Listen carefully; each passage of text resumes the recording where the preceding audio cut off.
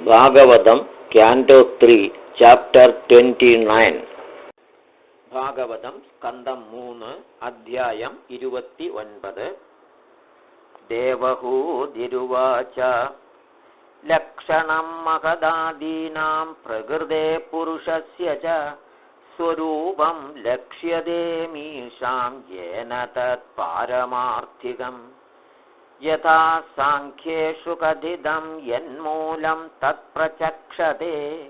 ഭക്തിയോഗസ്യ may മാർഗം ബ്രൂഹി വിസ്തരശഃ പ്രഭോ വിരാഗോ യേന പുരുഷോ ഭഗവൻ സർവദോ ഭവേത് ആചക്ഷ്വജീവലോകസ്യ വിവിധാ മമ സംസൃതീഃ കാലസ്യേശ്വരരൂപസ്യ പരേഷാഞ്ച പരസ്യ തേ സ്വരൂപം വദ കുർവന്തി യദ്ദേതോ കുശലം ജനാഃ ലോകസ്യ മിഥ്യാഭിമതേരചക്ഷുഷശ്ചിരം പ്രസുപ്തസ്യ തമസ്യ നാശ്രയേ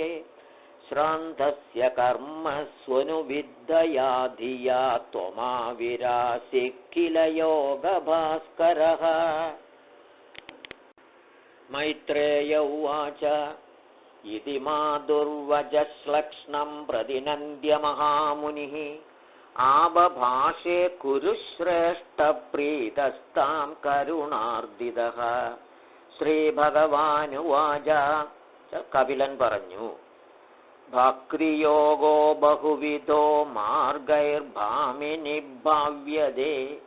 സ്വഭാവഗുണമാർഗേണ പുംസാം ഭാവോ വിഭിദ്യതേ അഭിസംധായ യോ ഹിംസാം ദംഭം മാത്സര്യമേവ വാ സംരംഭി ഭിന്നധൃദ്ഭാവം മയി കുര്യാത് സ താമസഃ വിഷയാനഭിസന്ധായ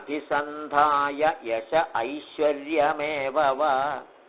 അർച്ചാദാവർച്ചയേദ്യോ മാം പൃഥക് ഭാവഃ സ രാജസഃ കർമ്മനിർഹാരമുദ്ദിശ്യ പരസ്മിൻ വാ തദർപ്പണം യജേദ്യഷ്ടവ്യമിതി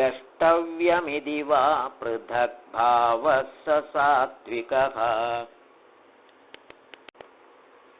മദ്ഗുണശ്രുതിമാത്രേണ മയി സർവഗുഹാശയേ മനോഗതിരവിച്ഛിന്നാ യഥാ ഗംഗാംഭസോംബുധൗ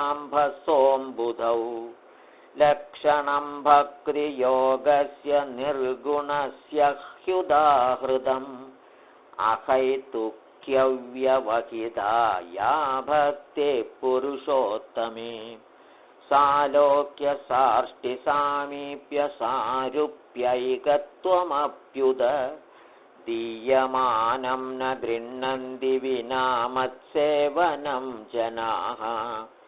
സയേവ ഭക്തിയോഗാഖ്യ ആത്യന്തിക ഉദാഹൃതഃ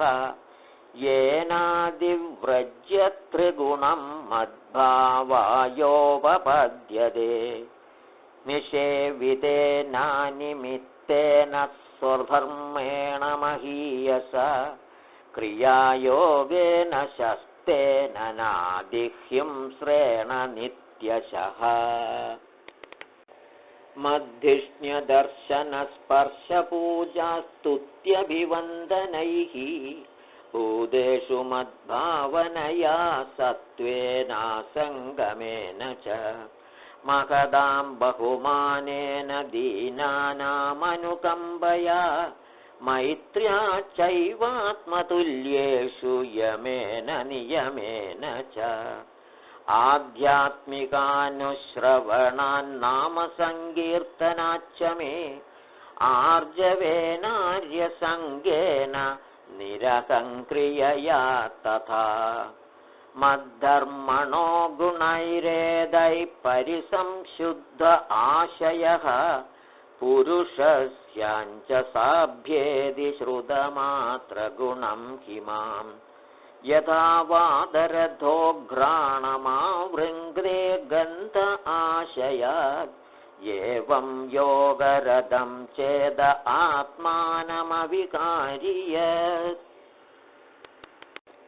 अहं सर्वेषु भूतेषु भूतात्मावस्थितः सदा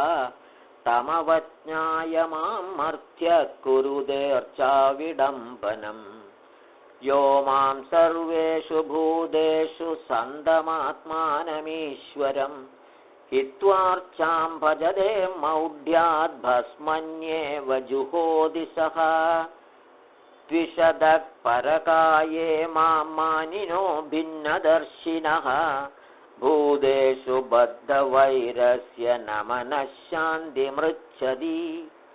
अहमुच्चावचैर्द्रव्यै क्रिययोल्पन्नयानके नैव तुष्येऽर्चितोऽर्चायां भूतग्रामावमानिनः अर्चादावर्चयेत्तावदीश्वरं मां स्वकर्मकृत्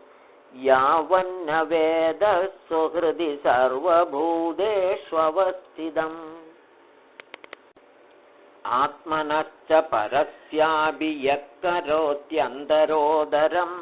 तस्य भिन्नदृशो मृत्युर्विदधे भयमुल्बणम् अधमां सर्वभूतेषु भूतात्मानं कृतालयम् अर्हयेद्दानमानाभ्यां मैत्र्या भिन्नेन चक्षुषा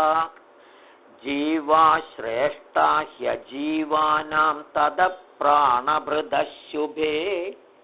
ततः सचित्ता प्रवरास्ततश्चेन्द्रियवृत्तयः तत्रापि स्पर्शवेदिभ्यः प्रवरा रसवेदिनः तेभ्यो गन्धविदः श्रेष्ठास्ततः शब्दविदो वराः रूपभेदे विदस्तत्र ततश्चोभयदो ददः तेषां बहुपदा श्रेष्ठाश्चतुष्पादस्ततो द्विपात् ततो वर्णाश्च चत्वारस्तेषां ब्राह्मण उत्तमः ब्राह्मणेष्वपि वेदज्ञो ह्यर्थज्ञोऽभ्यधिकस्ततः अर्थज्ञाः संशयच्छेत्ता ततः श्रेयान् स्वकर्मकृत् मुक्तसङ्गस्ततो भूयानदोग्धा धर्ममात्मनः तस्मान्मय्यर्पिता शेषक्रियार्थात्मा निरन्तरः मय्यर्पितान्मनः पुंसो मयि सन्न्यस्तकर्मणः न पश्यामि परं भूतमकर्तुः समदर्शनात् मनसैतानि भूतानि प्रणमेद्बहुमानयन् ईश्वरो जीवकलया प्रविष्टो भगवानिति भक्तियोगश्च योगश्च मया मानव्युदीरितः ययोरेकतरेणैव पुरुषः पुरुषं व्रजेत् ये तद्भगवतो रूपं ब्रह्मणः परमात्मनः परं प्रधानं पुरुषं दैवं कर्म विचेष्टितम् रूपभेदास्पदं दिव्यं काल इत्यभिधीयते भूतानां महदादीनां यतो भिन्नदृशां भयम् योऽन्तःप्रविश्य भूतानि भूतैरत्यखिलाश्रयः स विष्णुवाक्योऽधियज्ञोऽसौ कालः कलयतां प्रभुः न चास्य कच्चित्तयिदो न द्वेष्यो न च बान्धवः आविशत्यप्रमत्तोऽसौ प्रमत्तं जनमन्तकृत्